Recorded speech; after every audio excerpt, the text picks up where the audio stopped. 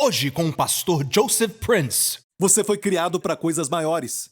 Você foi criado para pensar naquele que é maior. Você foi criado por Ele e para Ele. E por Ele você vive uma vida de harmonia.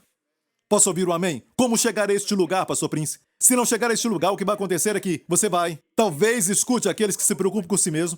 Talvez vão na direção de um complexo de superioridade. Ou nos tornamos inferiores. Eu não tive uma boa educação. Meu português não é bom. Eu sou feio. Eu não sou bonito. Não sou inteligente. Nem comunicativo. Meu nariz é muito chato. Meu nariz é muito comprido. Meu cabelo é ruim. E olha aqui, conhecemos pessoas assim, com esse tipo de problema. É pensar em si mesmo. É doloroso. Tem muita dor. E nós lidamos com isso porque, quando eles se colocam para baixo, nós crescemos. Então é fácil lidar com isso. Mas aqui é difícil porque eles nos humilham. Ambos pensam em si mesmo. E os dois são ruins, é a mesma moeda com os dois lados. A mesma árvore do conhecimento do bem e do mal. É um problema. Qual a resposta? A resposta é pensar sempre em Cristo. Posso ouvir um amém? Pensar sempre em Cristo. E a Bíblia diz que todos nós somos importantes. Certo? Nós não temos funções iguais, mas somos igualmente importantes. Somos igualmente amados. E deveríamos experimentar este amor como se fosse todo para nós. Amém? Mas nos lembrando que Deus nos ama a todos, mas devemos experimentar este amor pessoalmente, mas não quer dizer que Ele ama os outros mais do que você ou você mais do que os outros. Amém? E precisamos nos lembrar que somos o corpo de Cristo. E a vida não é somente sobre nós mesmos. Somos o corpo de Cristo e o corpo tem diferentes órgãos, diferentes funções. Vamos ver isso em 1 Coríntios 12. E se o pé disser, porque não sou mão, não sou do corpo, não será por isso do corpo?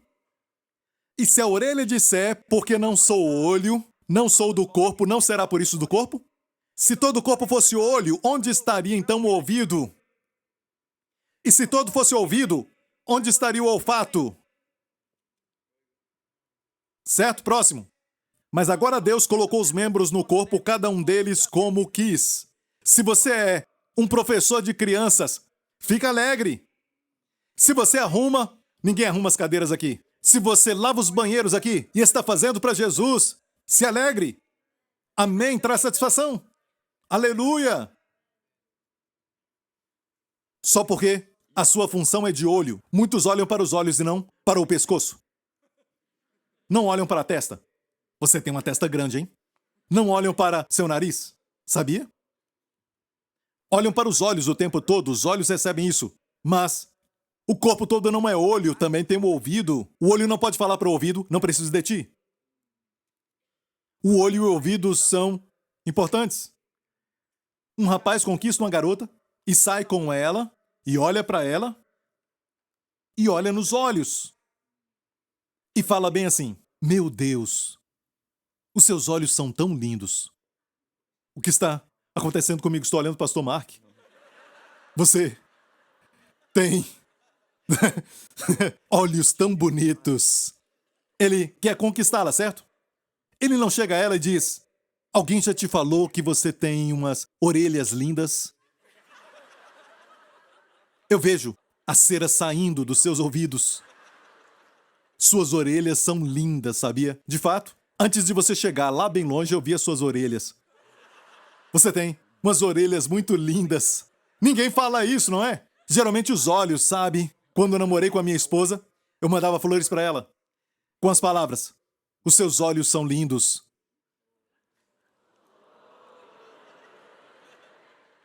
Funcionou, hein? Ela não resistiu. Eu nunca disse: essas orelhas me atraíram, certo? Mas eu digo isso: sem suas orelhas, certo? Teríamos problemas, não seríamos felizes. Porque você diria: olha, você tem lindos olhos. Hã? Eu disse: seus olhos são lindos. O quê? Sabe? Não ia funcionar. Não ia funcionar. Os ouvidos são importantes. Posso ouvir um amém?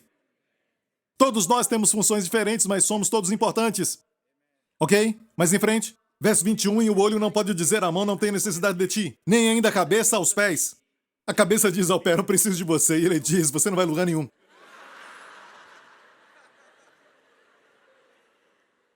Sim, a pessoa olha para sua cabeça e não seu pé, mas sem o seu pé você não vai para lugar nenhum. Já viu uma cabeça flutuando? No dia das bruxas, não é? À noite, corra. Então a cabeça não pode falar para o pé, não preciso de ti. E alguns são pés, viajam, se movem. Amém? Alguns são cabeça, pensam muito. Inteligente, como o pastor Mark. Ele está sempre pensando, analisando, deduzindo.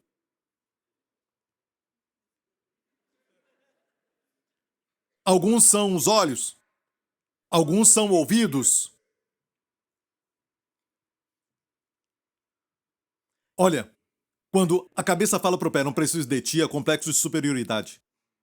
Certo? E o olho não pode dizer para a mão, não preciso de ti. Tudo isso complexo de superioridade. Como eu falei, certo se o ouvido falar para o olho, não sou o olho. Por isso não é parte do corpo? Complexo de inferioridade. Alguém que tem o ministério de ouvir e diz, eu não sou ministério de ver, sabe?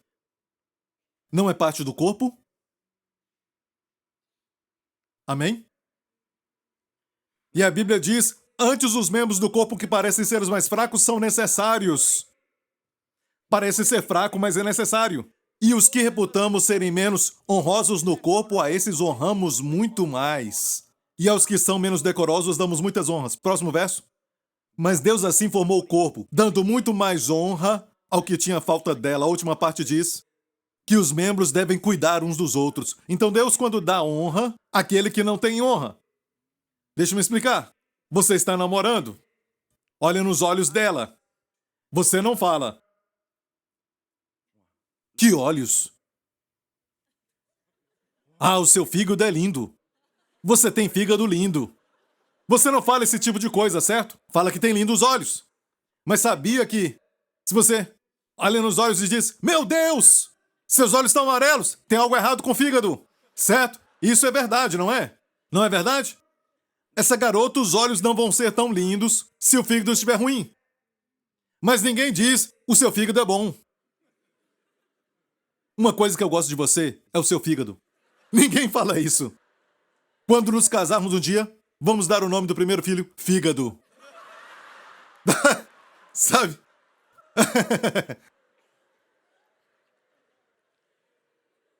Você volta pra casa, sua mãe pergunta, como é que foi o namoro? Olha, eu vou falar algo. O seu fígado, que lindo fígado! O fígado dela é número 1. Ninguém fala isso. Mãe, ela é muito linda. Tem lindos olhos, amém? Você não mostra foto e a mãe diz, que é isso? São os pés. Os seus pés são lindos, não? Você mostra a cabeça. Sem dúvida. Algumas vezes, o que é prominente chama atenção, certo? Mas sem o fígado, vou te falar algo, sabe?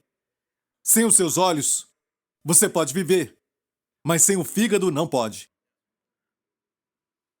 Então Deus dá mais honra nesses membros que parecem de pouca honra.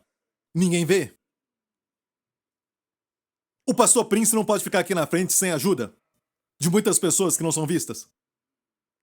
Amém?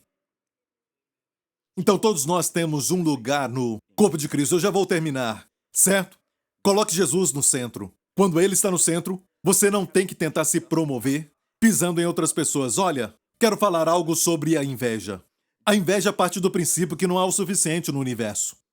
Certo? E quando alguém é abençoado, ele comprou uma casa bacana, algo assim, achamos que ele foi abençoado e nós não. Às vezes pensamos assim de Deus.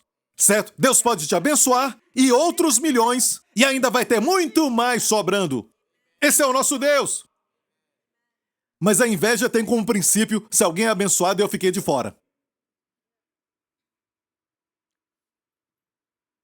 Isso é descrença. Certo? Então, uma chave para ser liberto de si mesmo não é psicologia, mas sim a revelação de Cristo, abrir a Bíblia e ter a revelação do Senhor. Ver a beleza da sua pessoa. Porque quando você tem contato com Ele, como uma mulher na fonte, a Bíblia fala dessa mulher na fonte, em João 4, a mulher samaritana, ela tinha um passado não muito bacana, morava com um homem que não era seu marido, e ela foi à fonte ao meio-dia, em Siquém. Hoje Siquém ainda está lá, a fonte também está lá em Israel, mas até hoje Siquém é um lugar muito quente, quanto mais ao meio-dia. Ela fez isso, mas a maioria das mulheres pegava água de manhã, quando estava fresco. Mas ela foi à tarde porque ela não queria ver as fofoqueiras. Mas olha só, naquele dia que ela foi, tinha um homem lá. O homem, assentado na fonte, esperando por ela. E a Bíblia nos fala que ela foi na parte da tarde, que era a hora sexta, ou seja, ao meio-dia, é porque ela estava com vergonha, sabendo do seu pecado, olhando para si mesma. E ela encontrou um homem, e ele conversou com ela. E depois de um tempo, ela deixou o balde de água ali, foi até a vila, a cidade onde ela morava, onde ela tinha vergonha da sua própria vida, e disse às pessoas daquela cidade: venham, ali tem um homem que me falou tudo o que eu fiz. Não é ele o salvador do mundo? Uau! Ela foi liberta de si mesma. Sem timidez, sem ficar pensando no seu pecado, só pensando em Cristo. É a chave para ser liberto de si mesmo. Ela se tornou uma evangelista. Falando de Jesus, venham ver um homem que me falou tudo o que eu fiz, e o que ela fez não foi algo bom de se falar, mas ela não ficou preocupada com isso, porque ela viu uma graça maior do que o seu pecado. Um amor maior do que o seu passado. Aleluia! Quando Jesus morreu na cruz, olha o que está escrito aqui. Tudo tem um propósito, onde o crucificaram e com ele outros dois, um de cada lado. E Jesus, diga! Jesus no meio. Você acha que isso está aqui por acidente? Deus quer que Jesus esteja no meio. Porque a cruz é o maior ato de Deus. De amor pelo homem. A maior proclamação do amor de Deus foi vista na cruz. Mas você sabia que a maior maldade do homem também foi vista na cruz? Pegou alguém que era totalmente amável e o matou. E Deus usou o que eles fizeram, a maior maldade, como o maior amor para perdoar os seus pecados. E então, como tudo isso aconteceu? Colocando Jesus no meio. E você? Você está aqui hoje com medo? Tem medo no coração? Tem medo da morte? Tem medo de se envelhecer? Tem medo de não ter dinheiro suficiente? Se preocupa com seu filho? Está preocupado com aquele teste? Está preocupado que você não vai passar aquele teste? Tem medo do futuro e também do passado, daquilo que você fez? Você tem medo de homens? Tem medo de doenças? Do que você tem medo? O que fazer com este medo? Quando Jesus ressuscitou, diz: chegada após a tarde daquele dia, o primeiro da semana, e cerradas as portas. Por que estava fechada? Onde os discípulos estavam? Com medo. Eles fecharam as portas porque estavam com medo. Estavam com medo de serem capturados. Estavam com medo. E então, o que aconteceu? Chegou Jesus e pôs-se no meio do medo deles. E disse-lhes: paz seja convosco. Sabe o que acontece quando Jesus está no meio da sua vida? Haverá paz.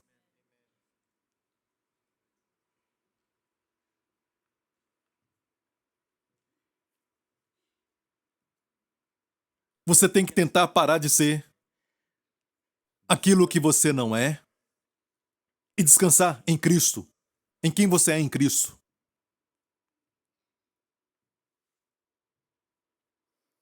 E comece a cantar. Thinking of the things I've done, I was trying to be someone. E você só descansa nele.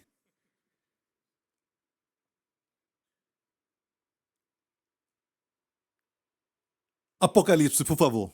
E eu olhei, e então João disse: eis que no meio do trono E dos 4 animais viventes, falamos que são as 4 faces de Jesus. E entre os anciãos, o que foi isso? No meio do trono dos anciãos havia um cordeiro. Jesus Cristo. No meio do trono quer dizer, ele é Deus. No meio dos anciãos, ele é humano. Ele está sempre no meio. Sabia que ele é 100% Deus, mas também 100% homem? Sabia que a direita de Deus Pai agora, no meio do trono, sabia que há um homem com um coração como o nosso, com sentimentos e pensamentos e afeições de um homem? Ele é como você. Ele sente sentimentos humanos. Ele veio como homem e permanece para sempre como homem. Para que você saiba que no céu você tem alguém como você, te representando. Amém? Posso ouvir um amém? Quero terminar com essa porção aqui. Este verso. Quando Jesus foi até o poço, ele se assentou e disse isso para aquela mulher. Verso 6. Ele disse, dá-me de beber. Sabe o que ela disse quando ele pediu água? Assentado ali, sabendo do seu passado, 100% Deus, 100% homem, ele disse, dá-me de beber. Ela olhou e disse, como você sendo judeu? Fala comigo que sou samaritana. Isso é para outra mensagem. Como você me pede de beber? Olha a resposta dele. Vai te abençoar. Jesus respondeu e disse-lhe, se tu conheceres o dom de Deus, e quem é o que te diz, dá-me de beber, tu lhe pedirias, e ele te daria água viva. Você acha, então, que quando eu te falo, coloque Jesus no centro, é para o benefício dele?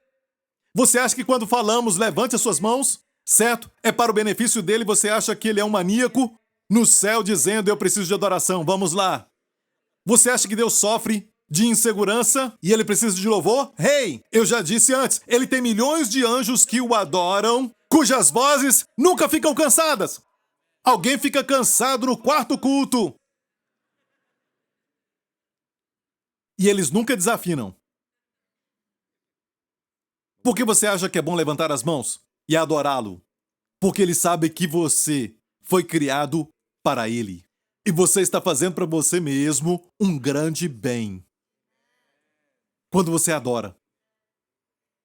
Amém? Amém? Jesus disse, dá-me de beber. Você acha que ele estava com sede? Aquele que multiplicou pães e peixes, que transformou água em vinho, você acha que ele estava com muita sede? De água natural?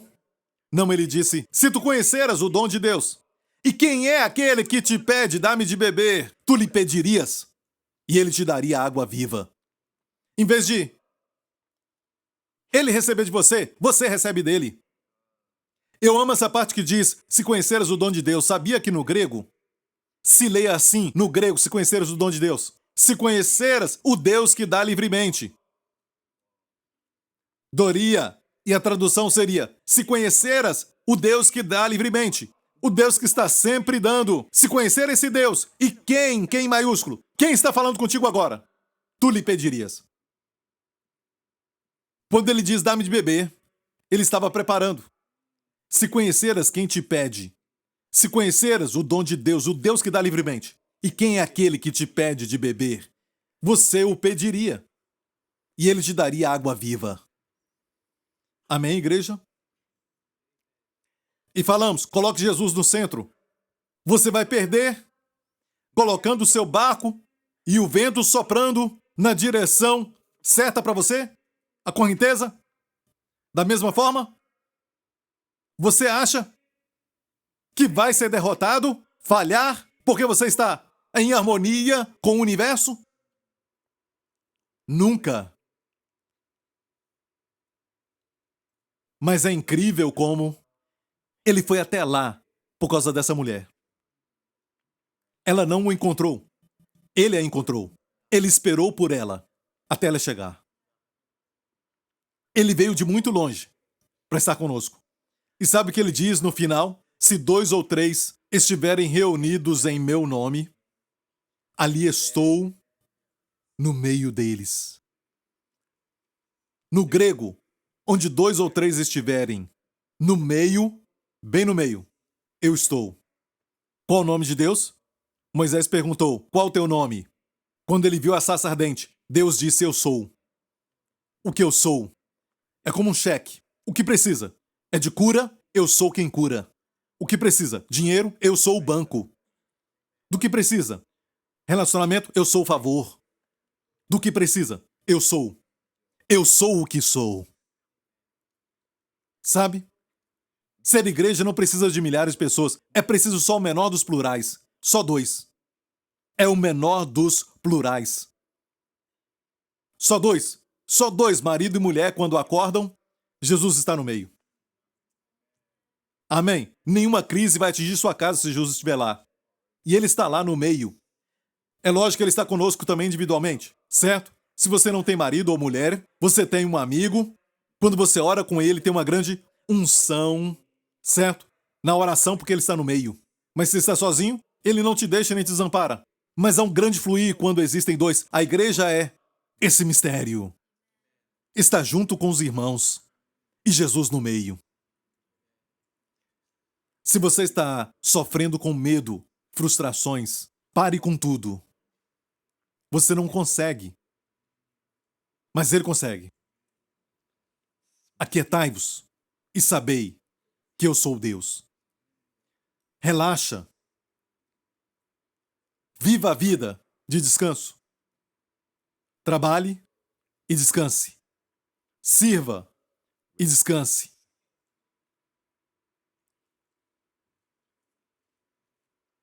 Você pode até ganhar o US Open. Se jogar relaxado. Você pode ganhar o torneio de golfe se você jogar relaxado. E vemos uma vida de harmonia e de muito sucesso. Quando Cristo está no meio. Quando Ele está no meio, haverá paz. Amém? Curve a sua cabeça, feche os seus olhos neste lugar. E quem está assistindo? Você foi abençoado? Você recebeu? Eu só quero demorar um pouco para falar com os crentes primeiramente, certo? Com os filhos de Deus. Eu quero que você saiba que só porque você é um cristão não quer dizer Jesus está no centro. Só porque você casou com um cristão não quer dizer que ele está no centro. Só porque você tem dinheiro não quer dizer que o Senhor é o Senhor das suas finanças, para que Ele faça milagres. Mas, em tudo, Ele quer ter a preeminência, para que Ele seja primeiro em tudo, para o nosso benefício, porque tudo é para a sua glória. Mas Ele faz isso porque Ele nos ama. Ele quer ser o primeiro, não porque Ele é um tipo de maníaco, mas porque Ele te ama. Ele te ama. Está apaixonado por você. Então entenda isso. Não quer dizer que um missionário que está no campo missionário está lá por Jesus. Tem aqueles que buscam a sua fama, a sua reputação. Não quer dizer que um pastor está fazendo a obra de Deus. Talvez ele está edificando a sua reputação, o seu ego. Quando alguém está envolvido no trabalho cristão, não quer dizer que está fazendo para Jesus. Então, amigo, é hora de parar um pouco e sermos honestos e perguntarmos para nós mesmos: Jesus está no meio, Jesus é sempre o primeiro. Um empreendedor que está sempre pensando em Cristo, que faz tudo para Ele, para a sua glória, pode ser mais espiritual do que alguns pastores. Não tem nada a ver com o seu trabalho, sua profissão. Tem a ver com o motivo. Ele é primeiro. Ele é tudo. Por que você quer ser curado? Por que você quer mais dinheiro? Por que quer mais influência? É para o eu, o ego, ou é para ele? Para influenciar mais pessoas para ele? Ter mais dinheiro para ser uma bênção? Deus sempre vai dar dinheiro para você se Ele sabe que o dinheiro pode passar por você. É tudo para Ele? E você que está aqui hoje e nunca aceitou a Jesus Cristo, que que sustenta todas as coisas. Por ele tudo foi criado. Você nunca o aceitou como Senhor e Salvador. A Bíblia nos diz que tudo foi criado por ele. Para Deus criar, ele só falou. Mas para ele salvar, teve que sangrar. E Jesus veio como homem para sangrar e derramar seu sangue precioso para lavar os nossos pecados. Você recebeu a Jesus. Você recebeu a purificação pelo sangue de Jesus. Você é salvo. Você tem certeza disso? De que você tem vida abundante? Se não, faça essa oração, que eu quero orar com você agora. Faça essa oração comigo, de coração. Mas não faça essa oração se você não está pronto para ter sua vida transformada. Se você não quer fluir com o vento, com o Espírito de Deus. Essa oração é para quem está sério e quer colocar Jesus no centro, que quer receber o perdão dos pecados. Você está pronto? Então diga após mim: Pai Celestial, eu creio na tua bondade, a tua grande bondade, que demonstrou para mim. Obrigado por enviar teu Filho, Jesus Cristo, para morrer pelos meus pecados naquela cruz. Obrigado, o seu sangue foi derramado, me limpando completamente de todo pecado, mais alvo do que a neve. Obrigado, Jesus venceu a morte e ressuscitou dos mortos. Tu ressuscitaste para conquistar vitória sobre a morte na minha vida. Obrigado, Pai. Jesus Cristo é o meu Senhor para sempre. Amém.